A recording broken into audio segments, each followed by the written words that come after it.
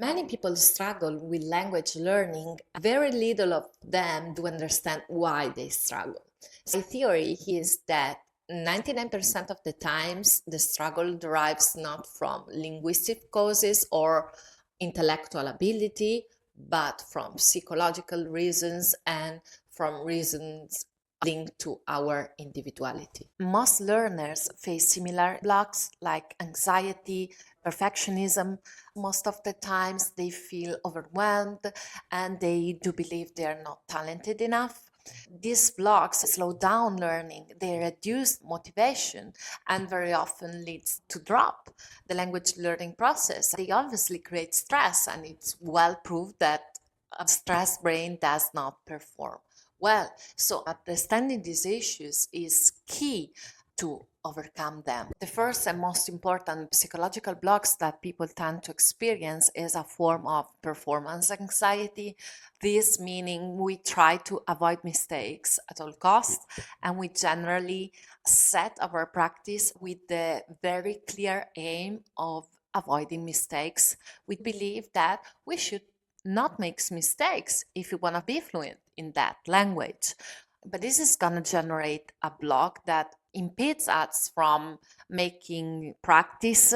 We don't want to reinforce the idea that we are not going to learn this language. For example, a lot of my students, I tell them, do practice alone, speak alone. And most of them, they don't want to do that, and they don't do that because they're scared that they're going to miss words, that they're going to make mistakes, that the sound of their voices is going to be weird because, of course, our voices change a lot when we speak a different language.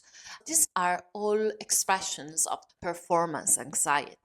And this is relevant because we need to make mistakes. We only learn through mistakes. Another thing that we do all the time is the fear of wasting time or choosing the wrong method. So we constantly overthink the perfect resource, the manual, the app, the teacher, everything.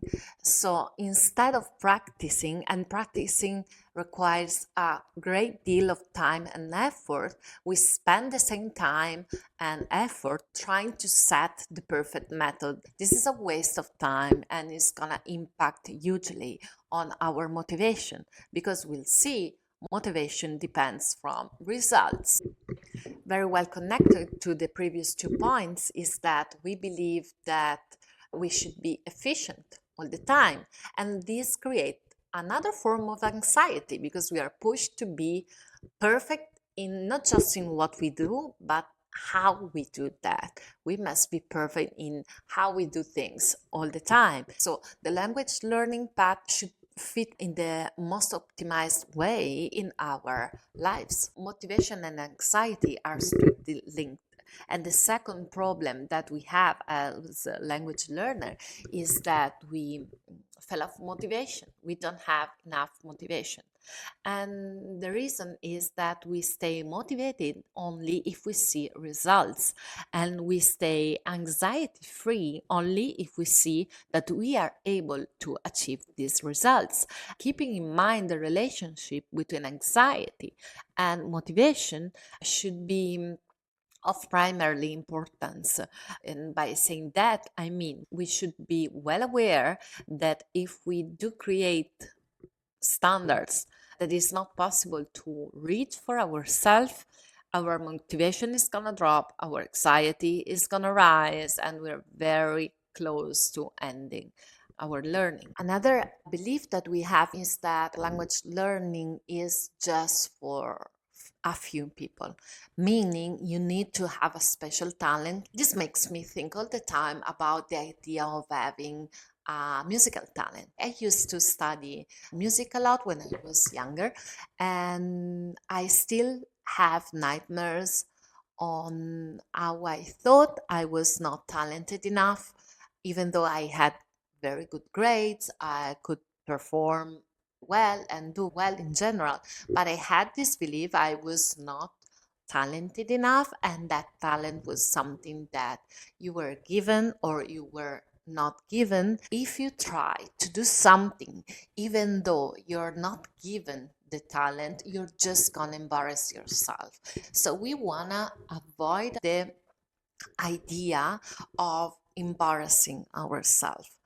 And we do believe we embarrass ourselves because we don't have what it takes. This is the most silly and unscientific thing we can think of, but we still do believe that. I see students all the time say, I'm not good enough at that, maybe I should drop. I'm never going to speak with a native speaker with this language because the only thing I could achieve is embarrassing myself. I should stick with what I know I'm good at. It's not relevant only about language learning, but it's relevant about every aspect in life. But as I am a language teacher, this is what I see in my students all the time. And as I experience that all the time, I think we should really acknowledge that and address it. I don't believe it's necessary to have a specific talent to learn a language. This is definitely fake. We are gonna use our talents to serve our goal of learning the language.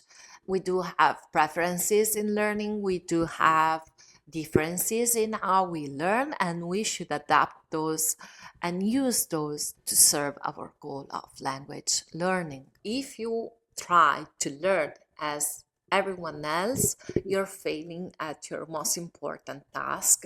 Why you want to learn the language? What do you personally want to achieve with the language? And why and how are you going to enjoy the learning process? A language is a very vast topic. Language learning is just a vast topic. And to achieve the learning, you need to have time, have patience. And if you don't personalize your learning by setting goals that are personal to yourself, using your personal strengths to make your life easier and more enjoyable, you're failing with the most important task of all, making the learning enjoyable and possible for you and relevant for you. Today we saw some of the most important blocks that hinder the path toward fluencies. We said that anxiety in every form prevents us to practice and to make the mistakes that we need to learn. We said that trying to have a standard path makes you unmotivated and anxious. Everything that we said today is very easily faced and addressed. This is what we are going to do exactly in the next video.